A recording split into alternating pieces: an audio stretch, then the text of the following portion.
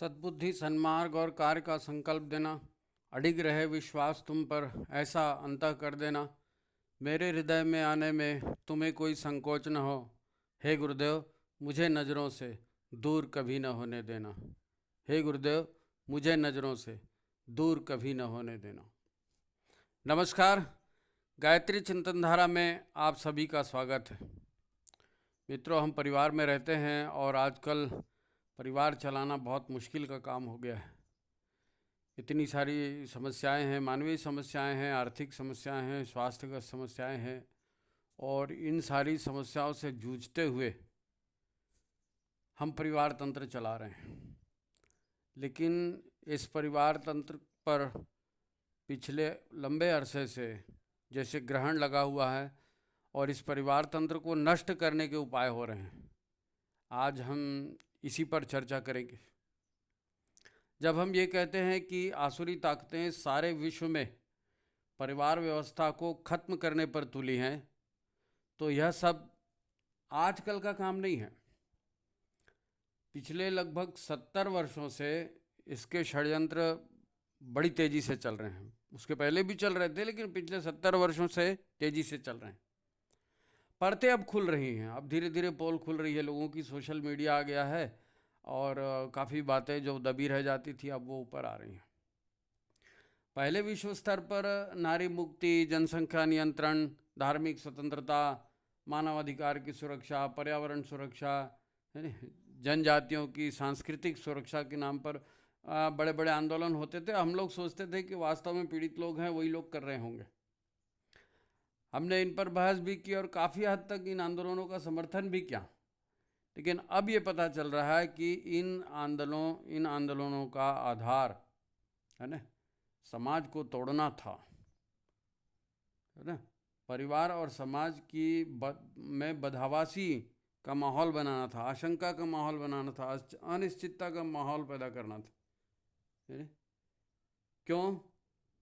ताकि समाज में भय, संदेह, असुरक्षा का भाव फैले और लोग हड़बड़ा जाएं, क्या करें उनको समझ में ना आए, तब वो फिर आसानी से आसुरी जाल में फंस सकते हैं। इसे आप फूट डालो या राज करो की नीति का विस्तार भी कह सकते हैं, जो पिछले 70 साल से चल रही थी। प्रश्न ये है कि ये आसुरी ताकतें ऐसा क्यों कर रही हैं? देखो, संदेह, भय या अनिश्चितता से अलगाव पैदा होगा। अलगाव पैदा होगा, सब लोग अलग अलग सोचेंगे, अलग अलग करेंगे, आपस में फूट बनेगी, स्वावलंबन खत्म होगा। और स्वावलंबन खत्म होगा तो उद्योग व्यापार के माध्यम से सारा पैसा इन बड़ी आसुरी कंपनियों के हाथ आएगा। आप देखते ही हैं, अब मिठाइयाँ हैं, pizza, hot dog, idli, dosa, यानी हर तरह की खाने पीने के सामान अब घर पहुँच कर दिया जा रहा है ताकि लोग स्वावलंबन छोड़ दें। कहाँ लगा बनाने की झंझट, एक फ़ोन पे ऑर्डर दो, घर में हाजिर। ये सुविधाएं देकर फंसाया जाता है। भय पैदा करने का एक दूसरा बड़ा तरीका है जो अंतर्राष्ट्रीय स्तर पर चल रहा है। हम तो अंतर्राष्ट्रीय स्तर की ही बात कर रहे हैं ना, सारी दुनिया में परिवार व्यवस्था तोड़ने की बात है। तो दूसरा बड़ा तरीका है जो अपनाया गया है, वो है शरणार्थियों के नाम पर हर शांतिप्रिय देश में कट्टर धर्मांध लोगों को बसाया जाता है। आप इशारा समझ जाइए कट्टर धर्मांध किसको कहा जा रहा है। फिर ये धर्मांध लोग वहाँ लूट करते हैं, बलात्कार करते हैं, चोरी डकैतियाँ करते हैं, हर तरह का कानून तोड़ते हैं और महिलाओं को पहले टारगेट करते हैं, है नहीं। महिलाओं के साथ अनाचार, लव जिहाद, सांप्रदायिक तनाव, ये सब पैदा करते हैं और वहाँ के उद्योग व्यापार को पूरा नष्ट कर दिया जाता है। अब जिस घर की महिला पर अनाचार होता है या जहाँ की लड़कियों को प्रेम विवाह के नाम पर फंसाया जाता है, भगाया जाता है, फिर कभी वो फ्रिज में टुकड़ों में मिलती है, कभी किसी मुक्कड़ में पन्नी में भरी मिलती है, तो ये सब अखबार में आता है, आप देखते होंगे, है नहीं। तो जिन परिवारों में ये होता है, जिन लड़कियों के साथ होता है, उस परिवारों का क्या हाल होता होगा। हमारे साथ नहीं हुआ तो हम तो कल्पना भी नहीं करना चाहते, लेकिन आप सोच करके देखिए। आप कहेंगे कि ये आसुरी ताकतें, ये आसुरी कंपनियां ऑलरेडी नशे के व्यापार से, अवैध हथियारों के व्यापार से, है ना, मानव और उसके अंगों की तस्करी से, दवाएं, कीटनाशक, बीजों और घरेलू सामान, सौंदर्य सामग्री, ये सब तो बेच रही हैं, इफरात पैसे कमा रही, फिर परिवार व्यवस्था के पीछे क्यों पड़ी? तो पहली बात तो ये है, कमाई की हो गई। दूसरी महत्वपूर्ण बात है, आतंक और बीमारियां फैलाकर, लड़ाइयां करवाकर, दंगे करवाकर, क्रांतियां करवाकर जनसंख्या को कम करना। वो चाहते हैं कि दुनिया की जनसंख्या कम हो जाए, कैसे भी करें, लोग मरें। तो फिर प्रश्न पैदा होता है कि इन कंपनियों को जनसंख्या से क्या मतलब? अपना व्यापार करो, अपना पैसे कमाओ, जनसंख्या से क्या मतलब? तो ये भी समझने वाली बात है ना। इसका महत्वपूर्ण कारण भी आप जान लीजिए। ये सिर्फ व्यापारिक कंपनियां ही नहीं, पूरी बड़ी बड़ी लुटेरी राक्षसी कंपनियां हैं।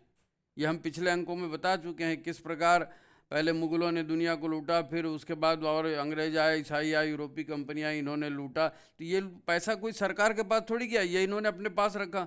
और द्वितीय विश्व युद्ध के बाद ये पैसे से पैसा कमा रही हैं, सारी दुनिया की सरकारों को अपने अंडर में इन्होंने ले लिया है। और आज दुनिया में जो भी हो रहा है, ये बड़ी कंपनियों के इशारे पर हो रहा है नहीं? पहले तो इन्होंने तथाकथित विकसित देशों में बड़े बड़े कारखाने लगाए, वही लूट का पैसा था ना। फिर गरीब देशों से सस्ते में कच्चा माल खरीद लेते थे, उसका सामान बनाकर उन्हीं गरीब देशों को बेचते थे, कमाई करते थे। परंतु 1960 के दशक में वैज्ञानिकों के माध्यम से ये बात सामने आई कि जिस तरह कारखाने बन रहे हैं, धुआं हो रहा है, प्रदूषण हो रहा है, तो इससे तो ग्लोबल वार्मिंग होगी। सारे समुद्री बंदरगाह और सारे समुद्री शहर डूब जाएंगे, ये भविष्यवाणियां की जाने लगी 1960 के बाद। तब इन राक्षसों ने तय किया कि नहीं, हम नहीं मरेंगे भाई, दुनिया मर जाए मर जाए, हमको नहीं मरना है। कोई राक्षस खुद थोड़ी मरना चाहेगा। हमारी संपत्ति नहीं डूबनी चाहिए, हमारा धन हमारे हाथ में रहना चाहिए, हम तो दुनिया पर राज करने के लिए पैदा हुए हैं। ये सारी असुरों की जो गुणवत्ता है, वो सारी गुणवत्ता इनमें है। तो फिर इन्होंने तय किया कि हम ऐसी सारी कंपनियों को संगठित करेंगे और उसका एक गिरोह बनाएंगे, और हम सब मिलकर के दुनिया की आबादी को ही कम कर देंगे। आबादी कम होगी तो उत्पादन कम होगा, उत्पादन कम होगा तो प्रदूषण कम होगा, प्रदूषण कम होगा तो फिर बंदरगाह नहीं डूबेंगे, और हम और हमारे नौकर और हमारा स्टाफ ये जिंदा रहेगा। दुनिया में उतने ही लोग होने चाहिए जितने आज से 500 साल पहले थे। तो बाकी जनता का क्या? तो तय किया गया कि ये लोग तो वैसे ही कीड़े मकोड़े की तरह पैदा होते हैं जी, इनके मरने से कोई फर्क नहीं पड़ता। और वैसे भी गरीबी तो अभिशाप है नहीं? तो गरीबी और गरीब दोनों एक साथ खत्म हो जाए, ये आसुरी सोच है। ये आज का देवासुर संग्राम चल रहा है ना, ये आसुरी सोच है उनकी। तो दो देशों में युद्ध करवाकर है ना पैसे कमाए जाते हैं, परंतु जनसंख्या इस प्रमाण में खत्म नहीं होती। इनको जनसंख्या कम करना था, परमाणु बम से हो सकती थी, परंतु उसमें बदनामी ज़्यादा थी। परमाणु बम अरे करा दिया तो फिर बदनामी होती ना। अमेरिका ने एक बार परमाणु बम गिराया, आज तक लोग उसको दोष देते हैं, है नहीं? तो दो तरीके इनके पास थे। इन्होंने जोर दिया ताकि परिवार भी बर्बाद हों, जनसंख्या भी कम हो जाए और पैसे भी कमाए जाएं, है ना। तो इनमें से पहला तरीका तो है ड्रग्स का। शराब के अलावा और भी कई ड्रग हैं, गोलियां हैं, सफ़ेद पाउडर है, इंजेक्शन है, सब आप जानते हो, सब नशे के तरीके। दूसरा तरीका था बीमारियों के वायरस फैलाकर। ये भी इन्होंने आजमाया है, पिछले कई दशकों से ये चल रहा है। पहले ओबामा वायरस फैलाने की कोशिश की अफ्रीका वगैरह में, हमारे यहाँ छत्तीसगढ़ में भी बस्तर आदि में फैलाने की कोशिश की थी, जिसमें चर्म रोग होते थे बहुत भयंकर, लेकिन ये ज़्यादा सफल नहीं हुआ। फिर इसके बाद इन्होंने एड्स का हल्ला मचाया, एड्स का हल्ला मचाया और खूब जम के कंडोम बेचा और खूब जम के व्यापार किया। आप एड्स के नाम से कोई भी जुलूस निकालो, कुछ मेरे सब पैसा मिलता था। विश्व जो है स्वास्थ्य संगठन की तरफ से खूब पैसा बांटे इन्होंने कि एड्स का हल्ला करो, एड्स के वायरस के नाम पर लिखा। अब एड्स में उतने लोग तो मरे नहीं, कमाई तो हो गई पर इतने लोग मरे नहीं। तो तीसरी बार इन्होंने फिर कोरोना का प्रयोग किया। वो तो अभी अभी हुआ है, आप जानते हैं, है ना। एड्स का इसके पहले हुआ था, है ना। तो जैसे इधर कोरोना फैला, उधर जो इनकी कंपनी थी, डकैत कंपनियों में से एक कंपनी है फाइजर, दवा बनाती, है ना। चीन ने भी टीके बनाए, फाइजर ने भी बनाए, और हमारे यहाँ के कई दलाल कह भी रहे थे कि इन टीकों को मंगाओ जी, इन टीकों को मंगाओ जी, ताकि इनका व्यापार चले। दलाल हमारे यहाँ भी बैठे ना। लेकिन ये फाइजर और चीन ने जो टीके बनाए थे, ये तो पैसे कमाने के लिए थे। इनसे कोई बीमारी के कीटाणु तो मर नहीं रहे थे। अब उद्देश्य था लोगों को मारना, इसलिए इन्होंने वैसा बना दिया कि मर भी जाए, पैसे भी कमा लें, है ना। तो भाई मर ही रहे हो तो वायरस से, यानी कोरोना से मर ही रहो तो हमको पैसा दे के मरो है ना। अब आड़े आ गई भारत सरकार।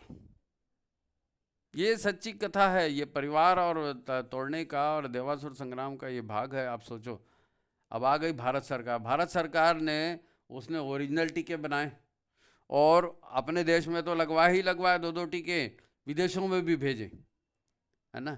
अब भारत में आजकल ऐसी सरकार है जो भारत के मूलभूत सांस्कृतिक मूल्यों को, है ना, जगाना चाहती है। आज की भारत सरकार भारत के सांस्कृतिक मूल्यों को जगाना चाहती है। मेक इन इंडिया और नए स्टार्टअप के माध्यम से इन राक्षसी कंपनियों के हर धंधे को वो चौपट कर रही हैं। तो अब ये राक्षसी कंपनियां फिर बौखला गई, है नहीं। तो अब इन्होंने देश की गद्दार ताकतों के साथ मिलकर के हमारे प्रधानमंत्री को ही मारने का फतवा जारी कर दिया।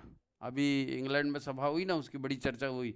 बिल गेट का उसमें स्टेटमेंट आया था कि मरवा दो बुड्ढे को।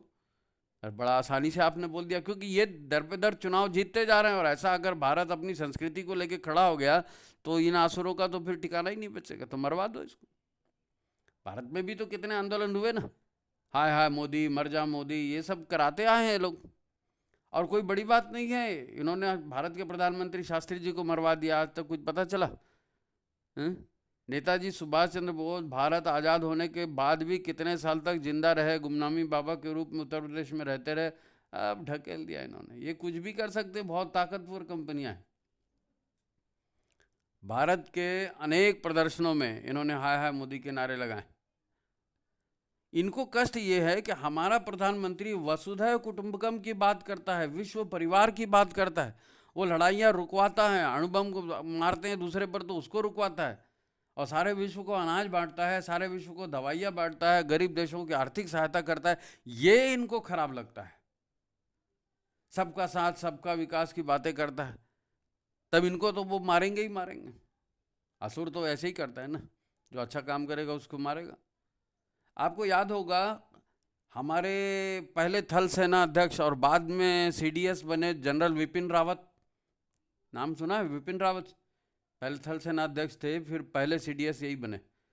तो इनकी हवाई दुर्घटना में मृत्यु हो गई। ऐसे कैसे मृत्यु हो गई भाई? ऐसे ही राजीव दीक्षित तो इन मल्टीनेशनल कंपनियों की, इल्यूमिनाती की, इनकी तो पोल खोलते रहते थे ना, लेकिन उनको भी हार्ट अटैक से मरवा दिया। उनके पास बहुत तरीके हैं, हार्ट अटैक लाने के भी तरीके हैं। दरअसल जो परिवार का चिंतन करता है, मतलब सबके भले की सोचता है, सबको न्याय दिलाने की बात करता है, लूट पाखंड स्वार्थ आदि से बचाने और कमजोरों की सुरक्षा की बात करता है, वो सब के सब लोग इन राक्षसी गुप्त कंपनियों का शिकार बनते हैं। ये बनाते हैं उसको, ये टिकने नहीं देते। खैर, ये राष्ट्रीय और विश्व परिवार की बात है, हमारे यहाँ की और विश्व परिवार की। आज हम परिवार बचाने की बात कर रहे हैं, तो क्यों कर रहे हैं? क्यों परिवार बचाने की बात कर रहे हैं, इसको समझना बहुत जरूरी है। हमारे जीवन का अस्तित्व का प्रश्न है ये। जैसे व्यक्ति अकेला पूर्ण नहीं होता, स्त्री पुरुष मिलकर पूर्णता स्थापित होती है, वैसे ही स्त्री पुरुष भी अकेले नहीं हैं। उनके भी माता पिता हैं, दादा दादी हैं, बेटे बेटियां हैं, नाती पोते हैं। इन सबके साथ ही एक व्यक्ति का जीवन पूरा होता है। जीवन में पूर्णता सबके साथ मिलकर आती है, परिवारजनों के साथ मिलकर आती है। अकेले अकेले का कोई जीवन है? दारू पी के पड़े रहो घर में, टीवी देखते रहो, ये कोई लाइफ है? बोर हो जाता है आदमी खुद। तो फिर परिवार एक नैसर्गिक इकाई है, इसको समझना पड़ेगा। नैसर्गिक मतलब प्राकृतिक इकाई है। पूरा ब्रह्मांड प्रकृति के रूप में ही चलता है। अब हमारे यहाँ जो परिवार है, इसमें वृद्ध हैं, बच्चे हैं, युवा हैं, यानी सभी का कल्याण निहित होता है ना। देखो, परिवार एक प्राकृतिक व्यवस्था है, और यहाँ मैं मेरा नहीं चलता, यहाँ केवल देने का, सेवा का क्रम चलता है। यज्ञ के आधार पर, यज्ञ के आधार पर संसार चलता है, देने के आधार पर। और ये लूटना चाहते हैं तो उल्टा काम है ना। इसे एक उदाहरण से समझेंगे, क्योंकि आज मैं मेरा ज़्यादा चल रहा है ना, तो इस मैं मेरा से क्या नुकसान होता है थोड़ा देखो। और यही मैं मेरा की भावना परिवार तोड़ने का भी काम करती है ना। इसी वृत्ति को आसुरी कंपनियां व्यक्तिगत स्वतंत्रता, निजता का कानून, है नहीं, अपने सपने को पूरा करो, मैं सबसे सुंदर हूँ, मैं सबसे ज्ञानी हूँ, मैं ढेर सारी बातें फैलाई उन्होंने, और सबके दिमाग में यही मैं भर दिया। शिक्षा, प्रचार माध्यम, देखो पश्चिमी देश धरती को निर्जीव माटी का गोला मानते हैं। उनकी सोच अलग है, हमारी सोच अलग है। हम सबके साथ जीना चाहते हैं और हम सब में अपने जैसा देखते हैं, आत्मवत सर्वभूतेषु। तो हम क्या कहते हैं, हम तो धरती को माता कहते हैं, क्योंकि यही माँ है, हमें सब कुछ धरती से ही तो मिल रहा है ना। तो आपको मालूम है, ये माँ अपने बच्चों के लिए अपने अक्ष पर साइज 23.5 डिग्री झुकी हुई है। माँ अपने बच्चों के लिए त्याग करती है, सेक्रीफाइस करती है ना, तो हमारी धरती माँ भी अपने अक्ष पर झुककर घूमती है 23.5 डिग्री। अगर ये झुकी ना हो तब मौसम में परिवर्तन ही नहीं होगा। जहाँ पानी गिरेगा वहाँ 12 महीने पानी गिरेगा, ऐसे ही जहाँ ठंड होगी वहाँ 12 महीने ठंड होगी, 12 महीने गर्मी होगी। तो धरती माता को अपने बच्चों का जीवन मधुर बनाना है, इसलिए धरती माँ लगातार 23.5 डिग्री झुककर घूम रही है। माँ है, बच्चों की चिंता करती है, झुकी रहती है। फिर धरती माता है तो सूर्य पिता है नहीं, सूर्य से ही हमको शक्ति मिलती है, प्राण तो वहीं से आते हैं, फसलें वहीं से पकती हैं, बादल भी उन्हीं के प्रकोप से वर्षा करते हैं। तो सूर्य भी पिता है, पिता का कर्तव्य निभा रहे हैं। धरती माँ है, माँ का कर्तव्य निभा रही। अब एक मामा भी है, चंदा मामा चंदा मामा है नहीं। तो मानव की जो उत्पत्ति होती है, रज की उत्पत्ति का संबंध चंद्रमा से है, वीर्य की उत्पत्ति का संबंध सूर्य से है। चंद्र और सूर्य है, इसलिए हमारा जीवन है। और भी 8 ग्रह हैं, ये भी धरती को और यहाँ के प्राणियों को कुछ ना कुछ देते रहते हैं। तो ये हमारे सौरमंडल का, हमारे सूर्य भगवान का परिवार है। उस परिवार की एक हिस्सा हमारी धरती माता है। वो धरती, इन सबसे हमको जीवन मिला भाई, ये परिवार है, लगातार हमारा कल्याण करता है ये परिवार, है ना। ये हमारी धरती का परिवार है। पर हमारी इस धरती माता को भी असुरों ने बंजर और विषैला बनाने का प्रयत्न किया है।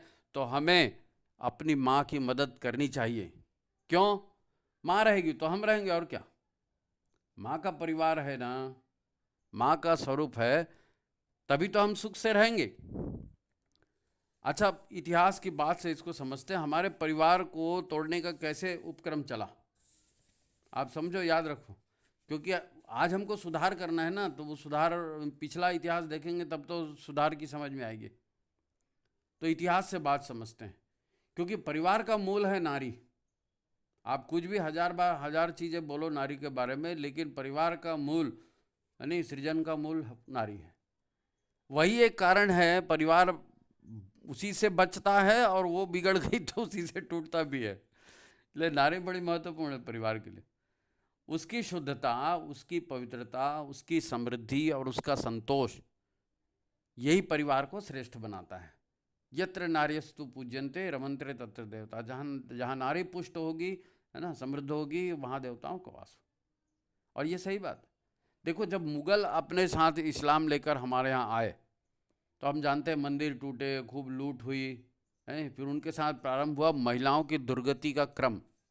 हमारी परिवार व्यवस्था टूटने की शुरुआत कहाँ से हुई? वहीं से हुई।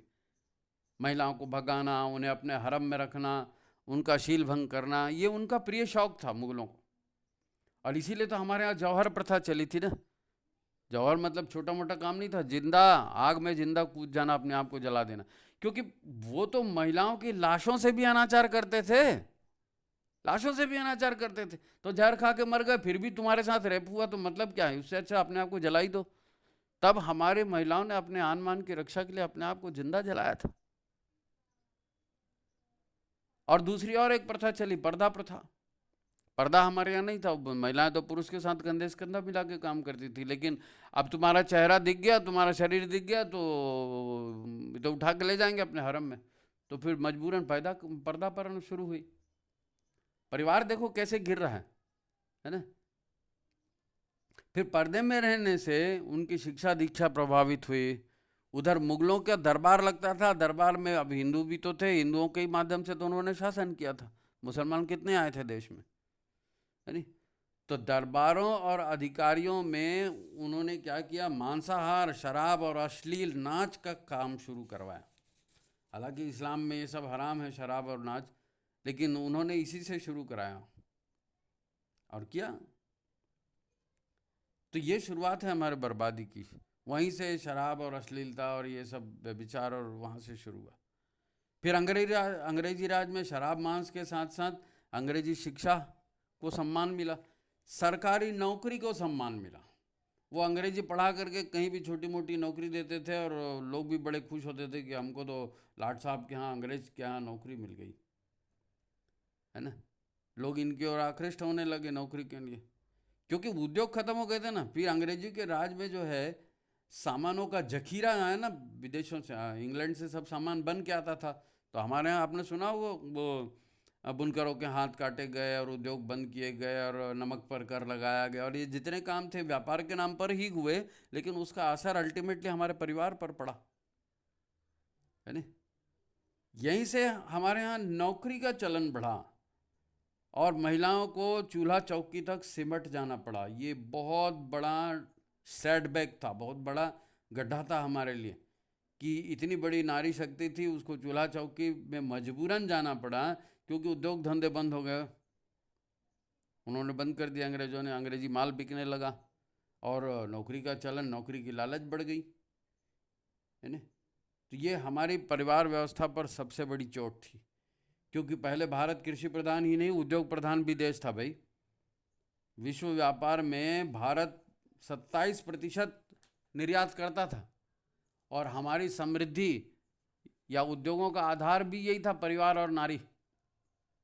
उस समय हर सामान कुटीर उद्योग में ही बनता था, स्त्री पुरुष मिलकर उद्योग चलाते थे, आपस में उनका तालमेल बड़ा ज़बरदस्त होता है। एक ही काम को दोनों कर रहे हैं तो आपस में मिलजुल के करते हैं। वो उसका पसीना पोंछ रहा है, वो उसका पसीना पोंछ रहा है, वो उससे मजाक कर रहा है, उससे मजाक कर रहा है। तो एक मित्र की तरह मित्रवत व्यवहार करते हुए स्त्री पुरुष चलाएंगे, परिवार भी अच्छा चलेगा जी, क्यों नहीं चलेगा। आपसी विश्वास, आपसी प्रेम, समर्पण कमाल का था। दोनों एक दूसरे का सहारा थे और पूरा परिवार खुश था। परिवार के उस उद्योग में बच्चे भी सहयोग करते थे, कुछ न कुछ, बूढ़े भी कुछ न कुछ दिमाग दिया करते थे, वो भी सहयोग करते थे। इस परिवार व्यवस्था का टूटना भारत देश की दुर्गति का सबसे बड़ा कारण बना, सबसे बड़ा कारण बना। परिवार का सत्यानाश कैसे होता है इसे ठीक से समझ लें, है ना। पति पत्नी बच्चे मिलकर कमाते थे तो किसी फैशन और दिखावे की जरूरत नहीं थी। कोई मेरी कमाई तेरी कमाई का प्रश्न ही नहीं था। सब एक साथ खाते पीते थे, शारीरिक मेहनत करते थे, स्वस्थ और प्रसन्न रहते थे। तो पहले उद्योगों के बंद होने से फिर कमाई का मुख्य जरिया नौकरी बन गई। उद्योग के बंद होने से तो जहाँ नौकरी हुई वहाँ जाना पड़ा, तो जहाँ जाना पड़ा वहाँ पत्नी भी साथ में गई, पत्नी साथ गई, परिवार छोटे होते गए और बाकी सदस्य परिवार से गायब होते गए। परिवार छोटे होते गए और बाकी सदस्य परिवार से गायब होते। आज भी आप देखेंगे तो नौकरी नौकरी नौकरी नौकरी का ही इतना क्रेज है। ये तो हमारे प्रधानमंत्री नया है तो इन्होंने स्टार्टअप को दिया है, छोटे उद्योगों को सहायता दी, महिलाओं को उद्योग के लिए सहायता दी। वो चाहते हैं कि भारत फिर से खड़ा हो, नारी फिर से खड़ी हो, वो व्यवस्था फिर आ रही। लेकिन इसीलिए तो उनको दुश्मन मान रहे हैं ना, बहुराष्ट्रीय कंपनियां जो हैं उनको मारने की योजना बना रही, क्योंकि इतना बड़ा बाजार है भारत, ये उनके हाथ से निकल जाएगा। आज भी आप देखें छोटे छोटे किसान हैं जहाँ पति पत्नी एक साथ काम करते हैं, वहाँ परिवार की बॉन्डिंग बड़ी अच्छी होती है नहीं। आज जहाँ नौकरी है या पति पत्नी दोनों कमाते हैं, वहाँ तेरा मेरा, तेरा पैसा मेरा पैसा, तेरी इज्जत मेरी इज्जत, मैंने कहा तुमने नहीं माना, तुमने कहा मैं ऐसा नहीं माना, ये झंझटें होते रहती हैं। इसीलिए तो हमारे यहाँ कहावत चला करती है, उत्तम कृषि मध्यम व्यापार और निकृष्ट चाकरी भीख समान। चाकरी करते रहो, अपने अपने व्यक्तित्व को लेकर के लड़ते रहो, परिवार कहाँ बचेगा जी। तो उस समय के आर्थिक पहलू है ना जो थे वो थे क्या, घरेलू इकाइयों ने जो परिवार बनाए वो आर्थिक इकाई बने, वो मजबूत बने, वहीं से नर रत्न पैदा हुए। जहाँ माता पिता खुश हैं, परिवार खुश है, तो बच्चे भी अच्छे ही पैदा होंगे, है ना। तो इस नौकरी की प्रथा ने परिवार ही नहीं तोड़े, बुजुर्गों और बच्चों के जीवन पर भी गंभीर प्रभाव डाले, है ना।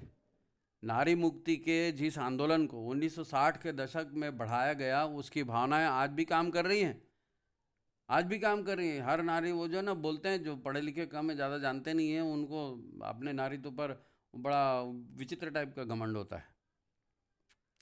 पहले परिवार से उद्योग की जो है वो सोच होती थी, पारिवारिक उद्योग, है ना। और वो परिवार को, खानदान को देखकर ही लोग बच्चों की शादियां करते थे कि उस खानदान में दिए। वो शक्ल सूरत की कोई मायने नहीं रखती थी, गोरी है, काली है, मोटी है, फलाना ठिकाना। ये तो अब हो रहा है, पहले थोड़ी होता था, पहले नहीं होता था। लोग खानदान देख के शादियां करते थे क्योंकि सुख मेन है ना, उसका उससे कोई संबंध नहीं, सुख मेन है, सुखी रहना, तू दो नहा पुतो फलो, इस टाइप का जो आशीर्वाद परिवार देख करके लड़कियां दी जाती थी, शादियां की जाती। तो एक जैसे संस्कारों की और श्रमशील बहुएं आती थी। जैसे मायके में वातावरण है वैसे ससुराल में वातावरण है, तो एडजस्ट करने में कोई समस्या नहीं होती थी। अब क्या हो रहा है और उसके परिणाम क्या हो रहा है, ये सब आपके सामने में है, वो बताने की ज़रूरत नहीं है, वो सब आप जानते हो, मेरे से अच्छा जानते हो, है नहीं। यहाँ सब इसलिए बताया जा रहा है कि परिवार सभी को बचाना है और सभी की परिस्थितियाँ अलग अलग होती हैं, तो लोग अपने अपने अनुकूल उपाय कर लें, अपने अहंकार को, अपने आत्मसम्मान को थोड़ा गलाएं और एडजस्ट करना सीखें, मिलजुल के रहना सीखें, अपने अपने अनुकूल आप जो भी व्यवस्था कर सकते हो कर लो। मित्रों, जब हम ये कहते हैं कि परिवार बचाओ, हमारी परिवार व्यवस्था पर अब तक का सबसे बड़ा आक्रमण हुआ है, तो एक पल को रुककर हमें समझने का प्रयत्न जरूर करना चाहिए, जरूर समझने का प्रयत्न करना चाहिए। मानते हैं कि आपके पास समय नहीं है, आपके पास बहुत से काम पड़े हैं, है नहीं, आप पर काम का दबाव बहुत ज़्यादा है, आप तो अपने स्वास्थ्य के लिए भी समय नहीं दे पाते। तो दूसरे शब्दों में आप यही कह रहे हैं कि मेरी जिम्मेदारियां बहुत हैं, परंतु हाथ बटाने वाला कोई नहीं है, पैसे नहीं पुरते, तबीयत ठीक नहीं रहती है। तो ये हाल आपका ही नहीं, पूरी दुनिया का है, सब जगह यही हाल है। क्योंकि आजकल तो पूरा विश्व एक परिवार हो गया ना, एक गांव हो बन गया। वही विज्ञापन, वही माल, वही मल्टीनेशनल कंपनियां, वही सारे सिस्टम, वही Valentine day, father day, mother day, ये एक जगह जो होता है वही सब वही होता है। कुल मिला के उनको पैसे लूटना है, कैसे भी करके लूटेंगे। तो सबके जगह हाल एक ही जैसे।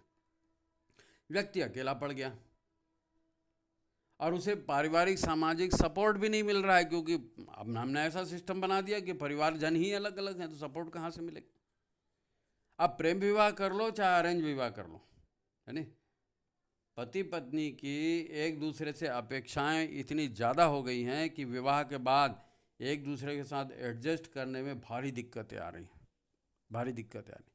एक सर्वे के अनुसार लगभग 7%, 7% दंपतियों में विवाह विच्छेद हो रहे हैं भारत में। संतान होने में दिक्कत पैदा हो गई है, एबॉर्शन की दर बढ़ गई है, विकलांग बच्चे पैदा होने की दर बढ़ते जा रही है, अकेलापन बढ़ गया, खर्चा बढ़ गया, स्वास्थ्य खराब रहने लगा है। वो 4-5 बीमारियां हैं, वो सभी को होती हैं, आप जानते कौन कौन सी। फिर बैंकों के लोन का टेंशन, नौकरी में टारगेट का टेंशन। नौकरी का चलन बढ़ जाना भी परिवार बिखरने का बहुत बड़ा कारण है नहीं। प्रचार माध्यमों से, विज्ञापनों से, तथाकथित सर्वे रिपोर्ट से, है ना, व्यक्ति को बहलाया फुसलाया जाता है जी, उसके मन में क्या क्या भरा जाता है कि देखो यही सच है, यही सच है, यही सच है। और व्यक्ति आ जाता है उस भ्रम में।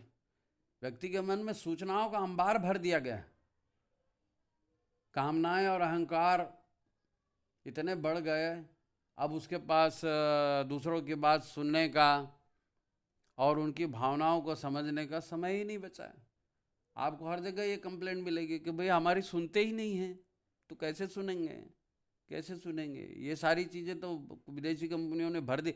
ये मायावी युद्ध चल रहा है। ये बड़ी जो व्यावसायिक कंपनियां, इनको इल्लुमिनाती बोल लो, डीप स्टेट बोल लो, जो भी बोल लो, इन सब का जो कार्टेल है, ये असली आसुरी शक्तियां यही हैं। इन्हीं से मानवता को, परिवार को सबसे बड़ा खतरा है।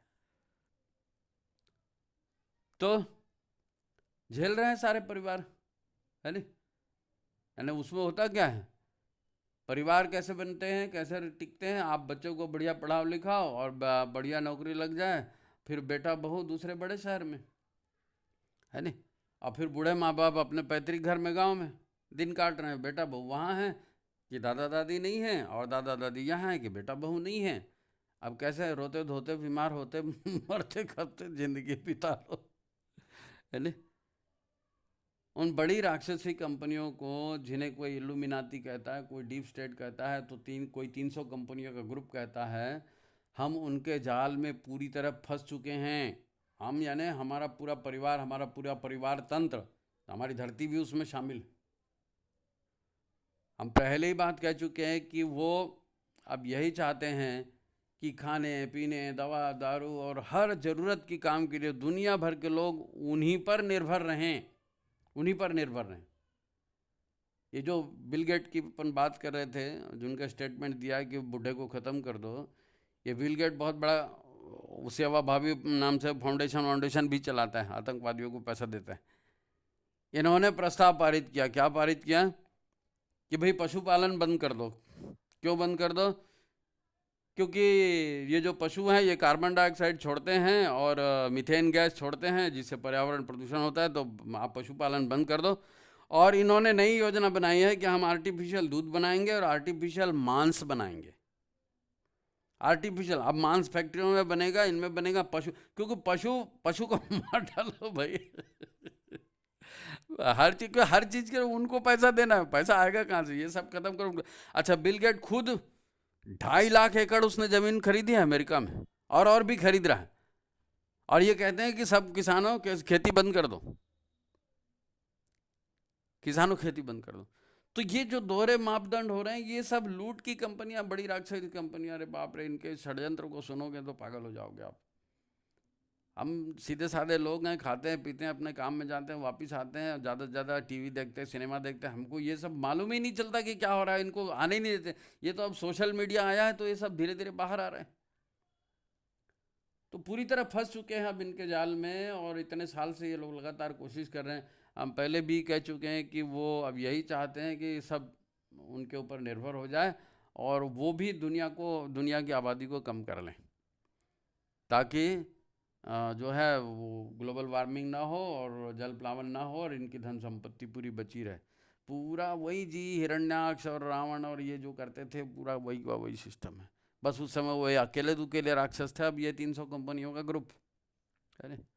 इसीलिए तो आर्थिक स्वावलंबन ये लोग नहीं चाहते, है ना? वो पुरानी हर सांस्कृतिक परंपरा को, हर रीति रिवाज को तोड़ने के लिए लगे हुए हैं।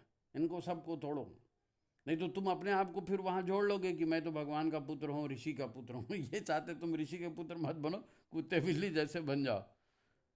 ईट ड्रिंक एंड बी मेरी, खाओ पियो भोग करो, है नहीं? इसीलिए फ्री सेक्स की बात करते हैं, होमोसेक्सुअलिटी की बात करते हैं, एलजीबीटी ग्रुप, लेस्बियन ग्रुप, न जाने कितने ऐसे अश्लील टाइप के ये जो है अप्राकृतिक ग्रुप बनाए, और इनकी शादियों को हर सरकार को बोल रहे हैं, इनकी शादियों को जो है मान्यता दो। लड़का लड़के से शादी करे, लड़की लड़की से शादी करे। अरे हमारा नैसर्गिक हक है, हम किसी के साथ कैसे भी रहें। ये सब तोड़ फोड़ चल रहा है पूरा।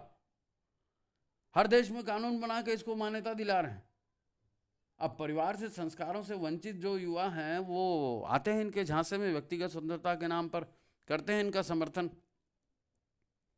तो ये सब जो परिवार तोड़ने का तंत्र हो रहा है, इससे किसी का कोई भला नहीं हो रहा है। बीमारियां अलग बढ़ रही हैं, लोग परेशान अलग हो रहे हैं। गुरुदेव कहते हैं कि मनुष्य का जन्म तो वैसे ही होता है जैसे अन्य प्राणियों का, परंतु असली मनुष्य, सेवाभावी मनुष्य बनता है शिक्षा, है ना, और संस्कार और सुसंगत स्वाध्याय, है नहीं? इसलिए हमारे यहाँ विवाह को एक पवित्र बंधन कहा गया है, और गर्भ संस्कार से लेकर मरणोत्तर संस्कार तक कितने उपाय हमने स्थापित किए हैं ताकि श्रेष्ठ मानवीय गुणों का विकास हो, मनुष्य अच्छा बने और वो अच्छा सोचे, अच्छा करे। क्योंकि कानून से आप जो है ना, सरकारी कानून से आप कानून व्यवस्था नहीं बना सकते, अपराध को नहीं रोक सकते। अपराध व्यक्ति को श्रेष्ठ बनाकर ही रोका जा सकता है, इसीलिए परिवार की जरूरत है। और हमने वो उपाय किए हैं, और ये इसीलिए हमारी संस्कृति के पीछे पड़े हैं, हमारे प्रधानमंत्री के पीछे हैं। हमारे परिवार क्या है, 3 पीढ़ियों को एक साथ संभालते हैं भाई। पशु पक्षी, नदी तालाब, वृक्ष वनस्पति, सबका संरक्षण करते हैं, पूजन करते हैं। हमें इसी पद्धति पर चलकर धरती को स्वर्ग बनाना है, यही तो गुरु का आदेश है। पूरी वसुंधरा को परिवार बनाना है। महाकाल की कृपा से अब हमारे देश में ऐसी सरकार भी बनी है जिसने अपनी सेवा और भाईचारे से दुनिया भर के जो है सज्जनों का दिल जीता है। हमारे प्रधानमंत्री को कई बार विश्व के सबसे लोकप्रिय व्यक्ति का सम्मान मिल चुका है। क्यों? इसलिए कि वो सबकी मदद करते हैं, सबका साथ सबका विकास की बात करते हैं और वास्तव में प्रयोग करके दिखाते हैं। तो हम देव शक्तियों की विजय के लिए प्रयत्न करें, देव शक्ति की विजय की ये जानकारी फैलाएं, उनके लिए यज्ञ करें, संस्कार परंपरा को पुनर्जीवित करें, अपनी शक्ति पीठों को, अपना प्रज्ञा पीठों को वास्तविक अर्थों में महाकाल की छावनी के रूप में विकसित करें, ताकि वहाँ से नर रत्न निकल सकें, है ना। तो सज्जनों की शक्ति वहाँ खड़ी होगी, देव परिवार खड़े होंगे, है ना।